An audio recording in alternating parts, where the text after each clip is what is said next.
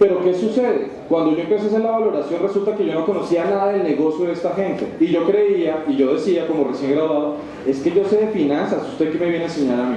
Pues resulta que los dos estábamos equivocados.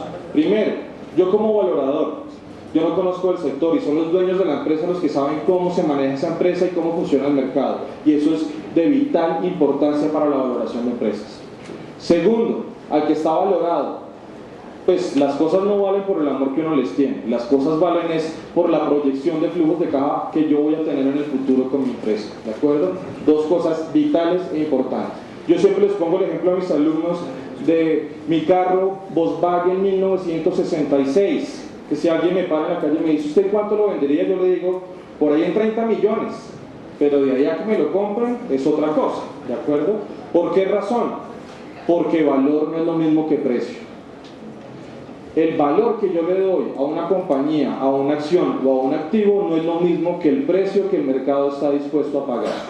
Y no es lo mismo porque no estamos en un mercado perfecto con perfecta información y existen externalidades en el mercado que le meten ruido a la información y por lo tanto el precio que yo esperaría que tuviese un activo en el mercado no es lo mismo que el valor al que yo puedo llegar a alcanzar. El dilema de la gente y el principal, básico, en las compañías tan grandes como el día de hoy, en donde el accionista jamás se ve con el gerente de su empresa, es muy importante que yo pueda determinar cuál es el valor de esa empresa. ¿Para qué? Para determinar si esa persona que la está dirigiendo le está agregando valor o lo que está haciendo es destruyendo el valor de mi inversión. La idea básica detrás de la valoración de empresas es determinar si esa gente está haciendo bien su trabajo o no. Y por eso es que en los años 80 en los Estados Unidos se dio el boom de las adquisiciones.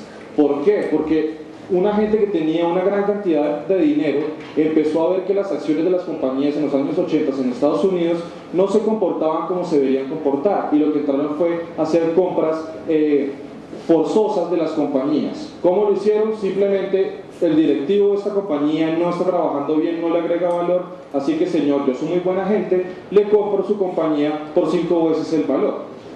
¿Por qué hacen eso? Porque saben que es una compañía mal dirigida y que en el futuro ellos la van a poder vender por 10 veces el valor que están pagando. Para hacer valoración de empresas, lo primero que me enseñan, el modelo KPM, es decir, el modelo que me permite a mí determinar cuál es el valor o la tasa de interés de oportunidad o el costo de oportunidad de los accionistas invirtiendo en ciertos activos financieros.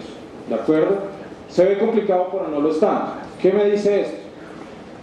La tasa de interés de oportunidad de un inversionista, de ustedes como accionistas en cada una de sus compañías, está determinado por una rentabilidad del mercado que es libre de riesgo para Colombia, los TES, más un beta, ¿qué significa ese beta? Una medida de riesgo de esa compañía y de ese sector, multiplicado por una prima de riesgo, es decir, ese valor de más que deberían pagarnos por invertir en esa compañía. ¿Cómo está determinada la prima de riesgo? Por cuánto rentan esos activos en el mercado menos esa tasa libre de riesgo, es decir, cuánto me tienen a mí que pagar de más en el mercado para que yo esté dispuesto a cubrir este riesgo que me está dando este beta. ¿Cómo está dado el beta? Otra vez parece difícil, pero no lo está. ¿Qué me dice esta fórmula? ¿Cómo se mueve la acción o este portafolio de productos con respecto al mercado? ¿Y cómo se mueve el mercado? Y si uno varía más que el otro, pues lo que yo estoy diciendo es que uno es más riesgoso que el otro. Si esto me da mayor a uno, lo que significa es que este activo que yo estoy valorando es mucho más riesgoso que la tasa libre de riesgo. Y si lo que yo estoy diciendo es que es menor a 1, estoy diciendo que es menor que la tasa libre de riesgo, es menos riesgoso. Entonces, ¿qué termino haciendo yo? Perdón que aquí me pasé. ¿Qué termino haciendo yo? Aquí amplificando o reduciendo el nivel de la prima de riesgo que me tiene que pagar a mí. Si es un sector muy riesgoso, me tiene que pagar más y por lo tanto lo amplifico con este beta. Y si es un sector que no es tan riesgoso, tengo que disminuir ese nivel de prima de riesgo que me van a pagar. ¿Qué tenemos aquí? Un cálculo de los betas para los sectores en Estados Unidos, ¿de acuerdo? Tengo los 5 sectores más riesgosos y los 5 sectores menos riesgosos para enero del 2009 calculados por el gurú de la valoración financiera en el mundo, es el profesor Damodaran. ¿Qué tengo? ¿Cuáles son los sectores más riesgosos en el mundo? Las empresas no cotizadas en bolsa. Es decir, el 97% de las compañías de Colombia. ¿De acuerdo? ¿Qué le sigue? Carbón, acero, semiconductores y equipos. Son tremendamente riesgosos. ¿Qué me está diciendo este 1,98 del carbón? Que una empresa que está en el sector de carbón tiene 98% más probabilidades de sufrir volatilidades en sus flujos de caja que una empresa que está invirtiendo única y exclusivamente la tasa libre de riesgo. ¿Y cuáles son los 5 menos riesgosos? Pues la comida, increíblemente los bancos. Ah, qué curioso. El tabaco, el gas natural y las corporaciones de ahorro. Entonces, voy a apartarme un poquitico de esto. A uno le parece raro que los bancos no sopesen el riesgo que tienen en las operaciones y fuera de que se quiebran, tiene que venir el gobierno a darle 700.000 millones de dólares de la plata de los contribuyentes porque se quebraron, siendo que se supone que es el sector menos riesgoso de la economía y si, aún así no sopesan sus riesgos. Riesgo moral. El WACC. ¿Qué es eso del WACC? Pues lo mismo que el modelo anterior KPM, pero si se dan cuenta en este modelo anterior, estamos suponiendo que este inversionista es el único que le da dinero a la compañía, es decir, que esa compañía no tiene deuda. ¿Cuándo se da eso? Nunca. Todas las compañías tienen deuda. El modelo WACC lo que me dice es cuál es el costo comparado, el costo ponderado del capital entre lo que yo le debo dar a mis accionistas y lo que le debo dar a las personas a las cuales les debo plata o los terceros. ¿Qué es eso?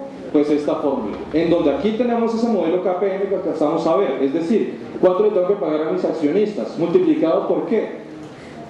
Por el dinero que es de mis accionistas, que es el patrimonio, ¿de acuerdo?